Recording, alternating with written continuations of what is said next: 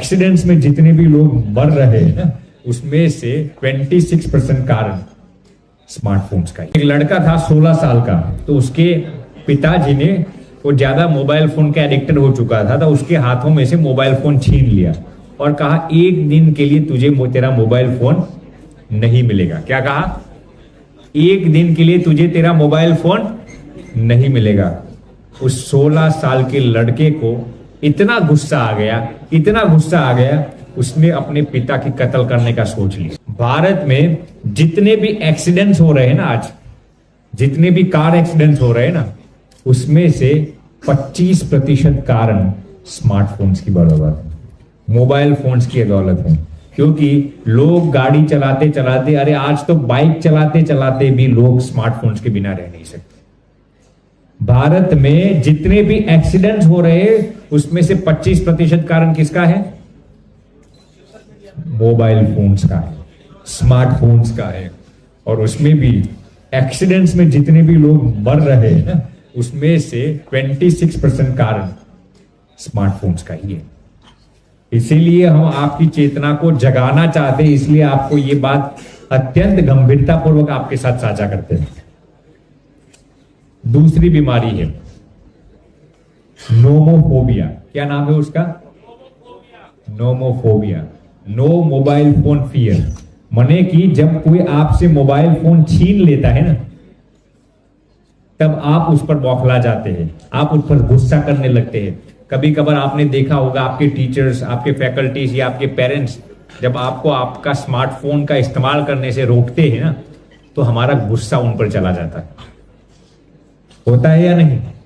एक रियल दूसरी इंसिडेंट में आपके साथ साझा कर रहा हूं। देखिए, अमेरिका की ये इंसिडेंट है। एक लड़का था 16 साल का, तो उसके पिताजी ने, वो ज्यादा मोबाइल फोन का एडिक्टेड हो चुका था, तो उसके हाथों में से मोबाइल फोन छीन लिया और कहा एक दिन के लिए तुझे तेरा मोबाइल फोन नहीं मिलेगा। क्या कहा? एक दिन के लिए तुझे तेरा मोबाइल फोन नहीं मिलेगा। उस 16 साल के लड़के को इतना गुस्सा आ गया, उसने अपने पिता की कत्ल करने का सोच लिया। क्या सोचा उसने? अब मेरी बात गौर से सुनना, उसके पास गन थी, लेकिन फिर भी गन से अपने पिताजी को नहीं मारा। उसने नाइफ के जरिए क्या किया? नाइफ के जरिए अपने पिताजी की कत्ल की, और वो भी 33 टाइम्स नाइफ उनके शरीर के अंदर घुस दिया। कितनी बार? 33 बार अपने पिताजी की हत्या उसने नाइफ से की। और फिर उसकी माताजी उसको देख लेती है, तो माताजी को भी वो गन से मार डालते हैं। उसका बड़ा भाई उसको देख लेता है, बड़ा भाई को भी गन शॉट से मार डालते हैं। पुलिस आती है, पुलिस पूछता है ये सब कैसे हुआ, तो वो लड़का क्या कहता है जानते हो? वो कहता है हमारे घर पर चोर आ गए थे। अब अमेरिका की पुलिस थोड़ी बेवकूफ है, सब सीसी कैमरास जांच लिए, फिर मालूम पड़ा, फिर इसको कस्टडी में लेते और पूछते हैं कि तूने अपने ही पिताजी की हत्या क्यों की, अपनी ही माताजी की हत्या क्यों की, अपने ही सगे भाई की हत्या क्यों की? फिर वो बताता है कि मेरे पिताजी ने मुझे कहा था कि एक दिन के लिए तुझे तेरा मोबाइल फोन नहीं मिलेगा, तो मुझे इतना गुस्सा आ गया, मैं इतना बौखला गया कि मुझे ऐसा लगा कि मेरे पिताजी मेरे ही दुश्मन हैं। मैंने अपने ही पिताजी को चाकू से भून डाला, अपनी ही माताजी और अपने ही बड़े भाई को गोलियों से भून डाला। आप उहापो तो कीजिए, आज की यूथ कौन सी बर्बादी की कगार पर जा रहे हैं। ये सब हम आपके साथ रियल इंसिडेंट साझा करते हैं ताकि आपकी आत्मा जगे, हमारा कॉन्शियसनेस को हमें अपलिफ्ट करना है। आप उहापो तो कीजिए, कितना गुस्सा उसको आया होगा। इसको क्या कहते हैं? नोमोफोबिया। मोबाइल फोन यदि कोई आपसे छीन ले तो आपको इतना गुस्सा आता है तो आप कभी कभार उसको मारने तक का सोच लेते हैं।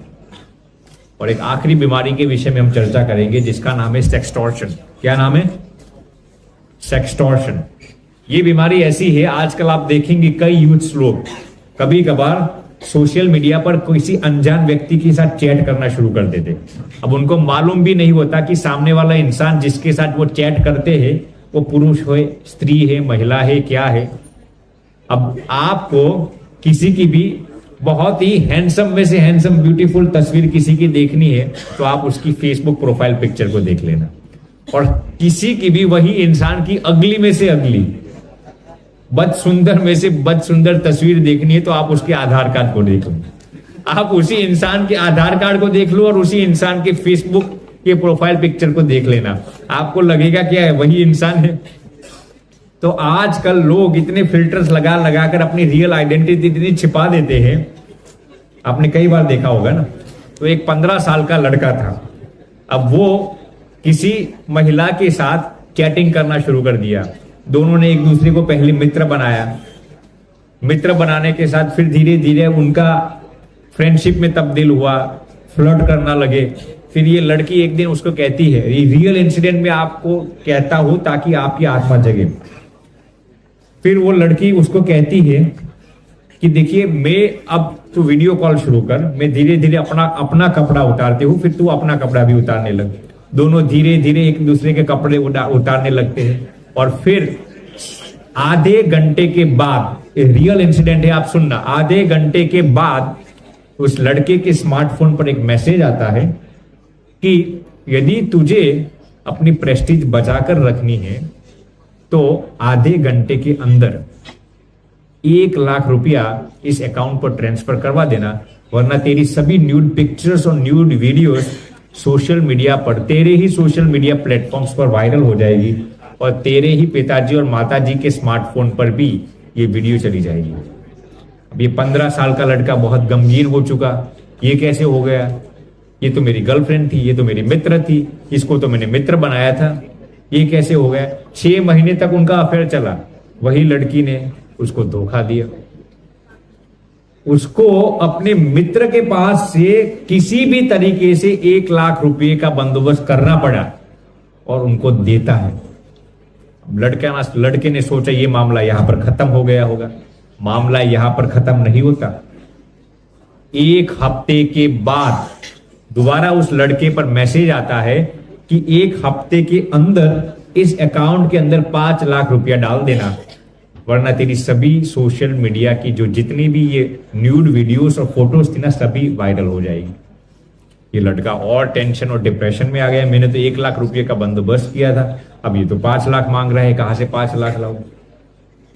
आप सुनकर अचंभित हो जाएंगे, वो एक जगह पर पैसे चुराकर 5 लाख रुपया का भुगतान करता है। पैसा कहां से लाता है? चोरी करके लाता है और उस 5 लाख रुपये का भुगतान करता है। सोचा यहां पर मामला खत्म हो गया होगा। 1 महीने के बाद दोबारा उसी मोबाइल फोन पर वही वीडियोस आते और कहा जाता है कि यदि तूने 10 लाख रुपये की भरपाई नहीं की 1 महीने के अंदर तो ये सभी वीडियोस वायरल हो जाएगी। लड़का फिर उदास, गमगीन, डिप्रेस्ड हो चुका, लेकिन अब वो 10 लाख रुपया लाए कहां से? 5 लाख रुपया तो चुरा कर लाया था, अब 10 लाख रुपये का बंदोबस्त वो कहां से करे? आप सुनकर अचंभित हो जाएंगे। वो एक नोट लिखता है जिसमें अपने सभी करतूत को लिखता है कि मैंने ऐसा ऐसा किया है। वो नोट में अपने माताजी और पिताजी के लिए लिखता है और फिर सुसाइड करके मर जाता है। क्या करता है? सुसाइड करके मर जाता है।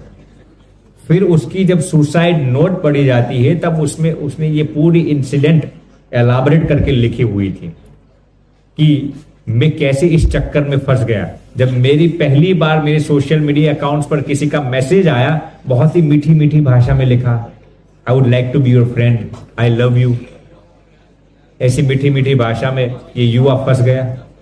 धीरे धीरे फ्रेंडशिप में से फ्लर्टिंग शुरू हो गया। उस लड़के ने तो सोचा था कि इस दुनिया की सबसे बेशकीमती दौलत मेरे पास आ गई, फिर मालूम पड़ा कि वही दौलत ने उसके प्राण ले लिए।